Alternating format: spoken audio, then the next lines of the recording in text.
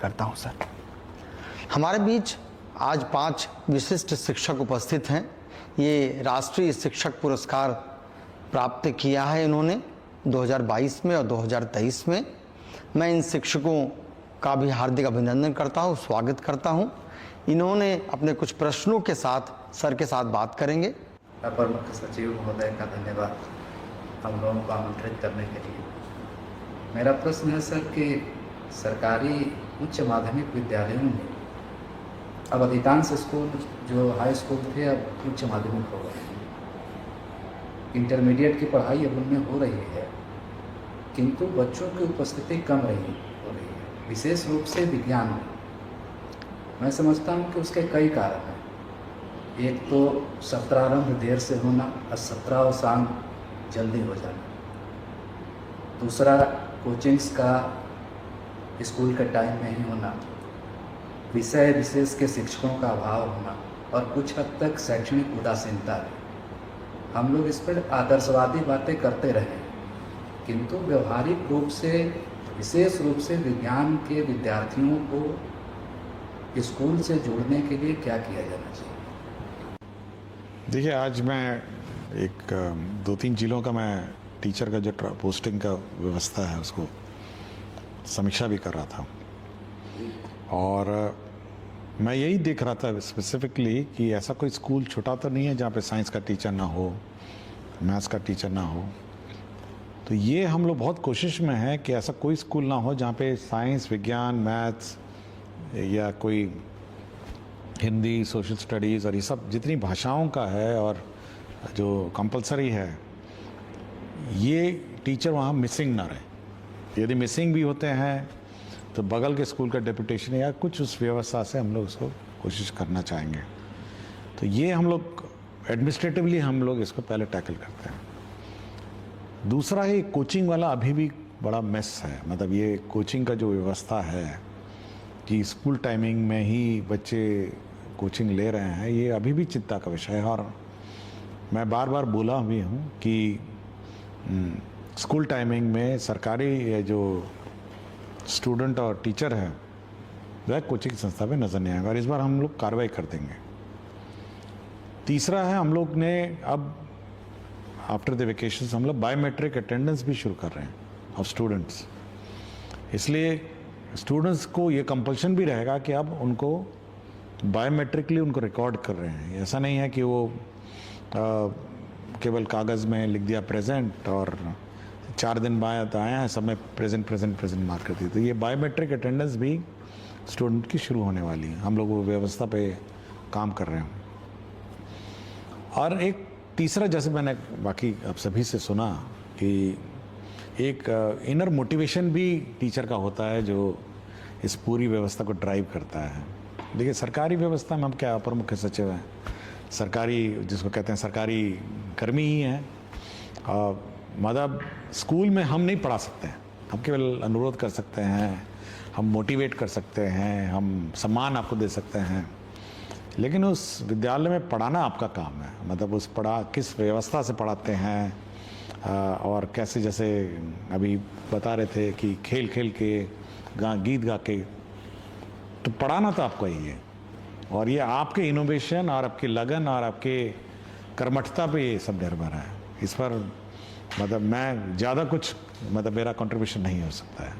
Sir नमस्कार sir, मेरा सवाल है कि गुणवत्तापूर्ण शिक्षा तो लगातार बेहतर हो रही है, पर मेरा सवाल है कि क्या माध्यमिक स्तर पर सर कक्षा 9वीं 10वीं के बच्चों के लिए कैरियर गाइडेंस या स्किल शिक्षा के लिए भी विभाग क्या कुछ प्रयास कर रहा है ताकि ये बच्चे और बेहतर बन सकें? देखिए, इस बार हम लोग मंथली मैगजीन भी ला रहे हैं और इस पर कार्रवाई चल रही है कि एवरी मंथ स्कूल में मैगजीन भी जाए, स्कूल मैगजीन भी जाएगी, जिसमें 1 to 5 एक मैगजीन जाएगी, 6 to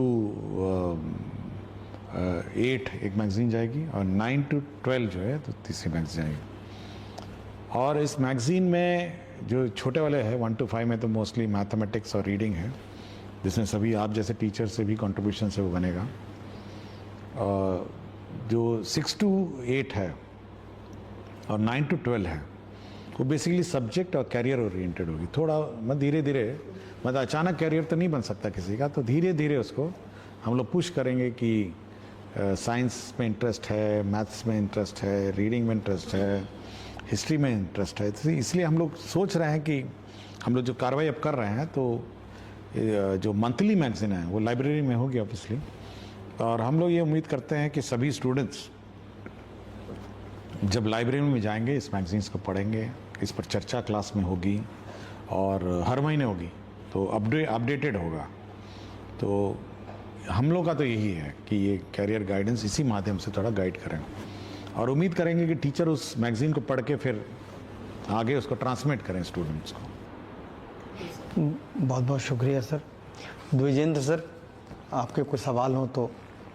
आज हम लोगों को इस लायक समझे आप कि हम लोग भी कुछ शिक्षा के क्षेत्र में काम कर सकते हैं, तो इसके लिए सर आपको बहुत बहुत धन्यवाद, कोटि कोटि प्रणाम कि इतना बड़ा सम्मान पदाधिकारी के स्तर से जब से पुरस्कार मिला है, राष्ट्रीय शिक्षक पुरस्कार, तब से राज्य स्तर से लेके और जिला स्तर तक नहीं मिला था। तो वो सम्मान, और सबसे बड़ी पदाधिकारी हमारे सर्वा शिक्षा विभाग के पदाधिकारी के समक्ष हम अपनी बात को रख रहे हैं। ये खुशी भी है और गर्व तो हमको होना चाहिए ना कि इतने शिक्षाविद के बीच में मैं बैठा हूँ, और निस्वार्थ भाव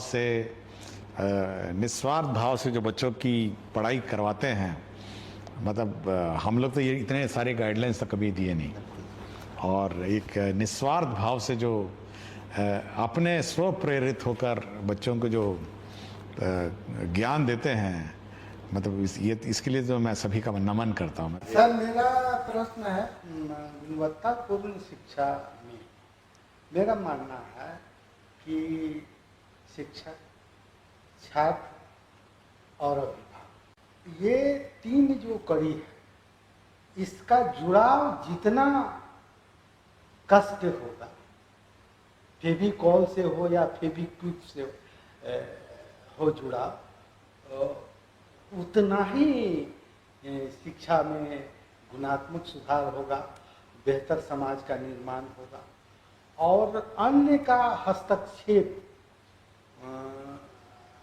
को थोड़ा कम किया जाए, और इन तीनों का जुड़ाव कितना ज़्यादा हो।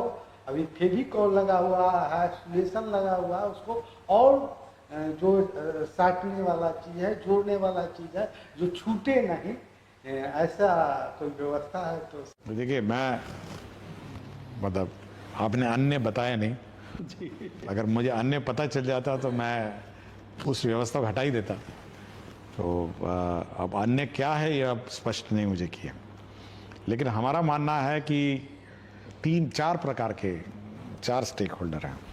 एक तो शिक्षक हैं, एक स्टूडेंट है, एक अभिभावक है, और पंचायत के जनप्रतिनिधि हैं जो वहाँ पे गांव में घूमते हैं और गांव की व्यवस्था देखते हैं और ये खोजते हैं कि बच्चा कौन बाहर है अंदर है।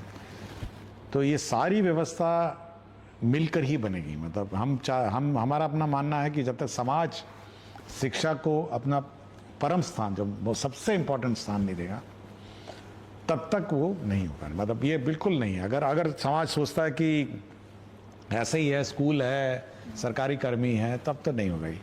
तो सभी को ये मतलब सोचना पड़ेगा कि जो शिक्षा का जो एक तो शिक्षा है सबसे इम्पोर्टेंट मतलब स्थान है, वो समाज को सोचना पड़ेगा।